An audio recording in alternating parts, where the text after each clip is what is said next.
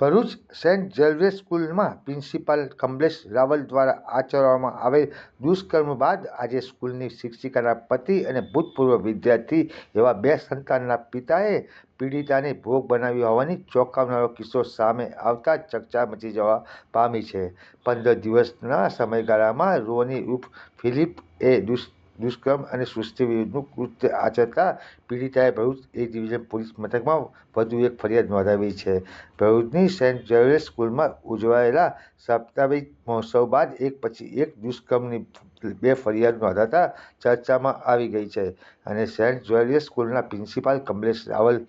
દુષ્કર્મ આચર્યું હોવાના મામલાની શાહી હજુ સુકાઈ નથી, ત્યાં તો બીજી એક વધુ ફરિયાદ પીડિતાએ શાળાના શિક્ષિકાના પતિ અને ભૂતપૂર્વ વિદ્યાર્થી રોની ઉર્ફ ફિલિપ કુટિનો વિરુદ્ધ દુષ્કર્મ અને સૃષ્ટિ વિરુદ્ધનું કૃત્ય આચર્યા હોવાની નોંધાવી છે। ફરિયાદ ભોગ બનનાર પીડિતાએ ભરૂચ એ ડિવિઝન પોલીસ મથકમાં નોંધાવેલ ફરિયાદમાં આક્ષેપ કર્યા છે કે રોની ઉર્ફ ફિલિપ કુટિને પીડિતાને તારીખ 23/11/2024 અને 9/12/2024ના રોજ પોતાના ઘરે લઈ જઈ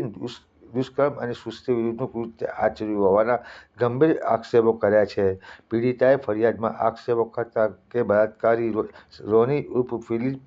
કુટિનો શાળાના એન્યુઅલ કાર્યક્રમની મીટિંગ રાખેલ હોવાનું જણાવી પીડિતાને તેના ઘરે લઈ જઈ જાનથી મારી નાખવાની ધમકી આપી અને દુષ્કર્મ અને સૃષ્ટિ વિરુદ્ધનું કૃત્ય આચર્યું હોવાના આક્ષેપો કર્યા છે। પીડિતાની ફરિયાદના આધારે ભરૂચ એ ડિવિઝન પોલીસે રોની ઉર્ફ ફિલિપ કુટિને વિરુદ્ધ BNS અને એટ્રોસિટી વિવિધ કલમો હેઠળ ગુનો નોંધી આરોપીની ધરપકડ કરી તપાસ ચક્રો ગતિમાન કર્યા છે।